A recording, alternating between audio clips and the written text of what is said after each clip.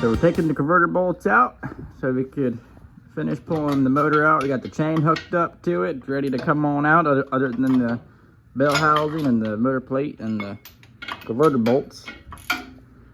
We had to order a specialty socket to turn this motor over because I took the starter down because, well, the starter wire is fried. We needed to get on this guy right here. Not this guy, this guy.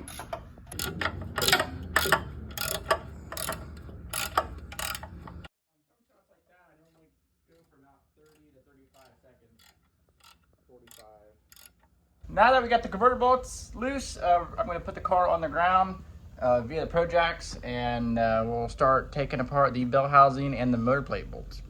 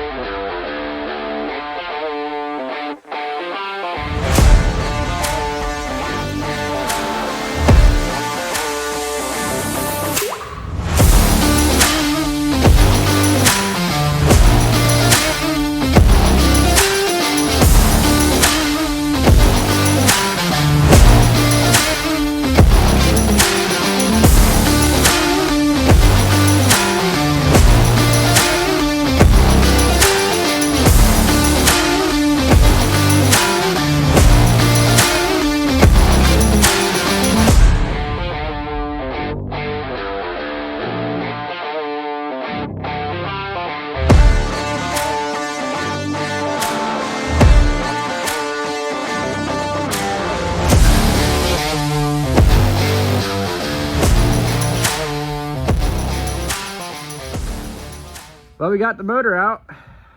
That's great news. However, we had to do some emergency surgery on my glasses. As you could see, the lens popped out. So too much sweat just fell right off my face. We had to roll it out so we knew what Sally looked like on the ground. Well, yeah. Because it's been a while. It's been a few. Give it a little daylight. It's been a few days, a couple weeks. Curious if it was going to clear that. That is true. There's a big ramp right there. Yeah. A little one. That right there is what we were curious if it was going to clear. When we moved in, we pretty much just put the trailer door right on the concrete garage floor there, and then backed the car out, which we'll do when we load it. No. But the car looks good. I am excited. I'm actually excited to see it out and kind of just, you know, waiting to be cleaned on. Waiting to be cleaned on.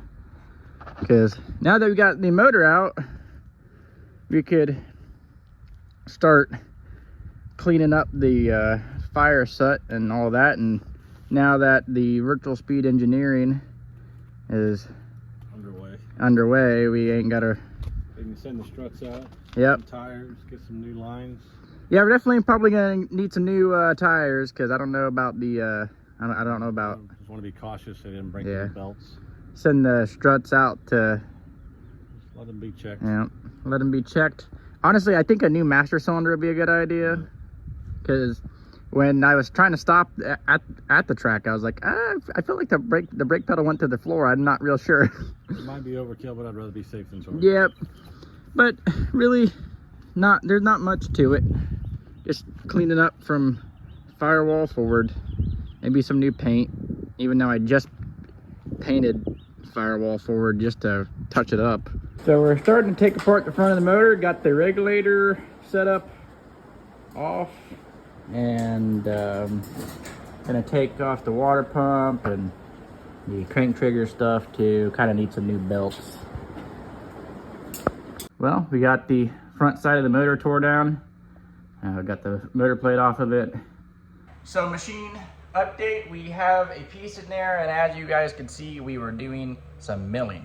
However, that came to a abrupt end, as one of the screws that go into the flute on the face mill, it was starting to back out. But with that being said, one of these guys was backing out, and the head was not so good anymore. So I had to use this guy to basically back it out. And here's the result of it. So I'm glad I caught that.